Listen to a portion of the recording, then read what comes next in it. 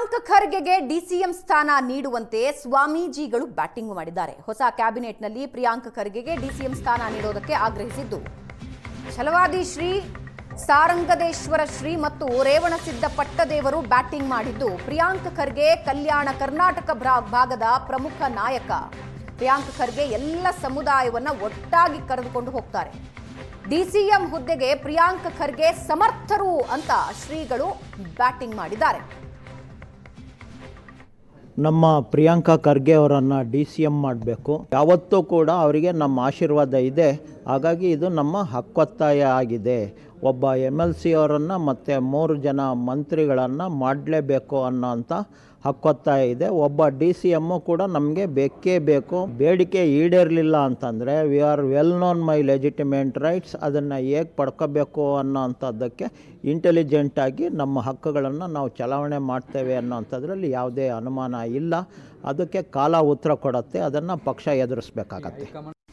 ನಮ್ಮ ಭಾಗದ ಯುವ ನಾಯಕರಾಗಿರ್ತಕ್ಕಂಥ ಪ್ರಿಯಾಂಕ್ ಖರ್ಗೆಯವರು ಕಲ್ಯಾಣ ಕರ್ನಾಟಕದ ನೂತನ ಉಪಮುಖ್ಯಮಂತ್ರಿ ಆಗಿ ಬರಬೇಕು ಅನ್ನುವುದೇ ನಮ್ಮ ಮಠಾಧೀಶರ ಒಕ್ಕೂಟದಿಂದ ನಾವು ಒತ್ತಾಯ ಮಾಡ್ತಾ ಇದ್ದೇವೆ.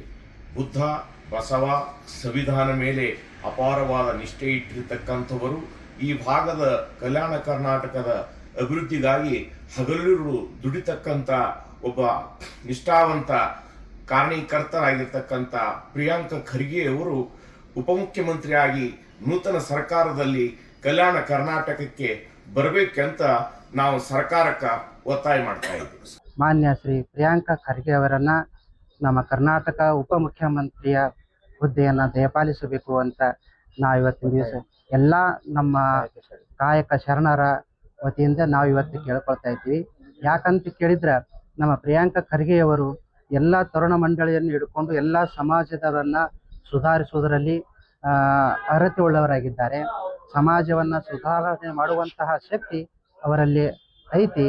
ಅಂತಹ ಅವರಿಗೆ ನಾವು ಇವತ್ತ ನಮ್ಮ ಕರ್ನಾಟಕ ಉಪಮುಖ್ಯಮಂತ್ರಿಯ ಹುದ್ದೆಯನ್ನು ದಯಪಾಲಿಸಬೇಕು ಅಂತ ನಾವು ಕೇಳ್ಕೊತಾ ಇದ್ದೀವಿ.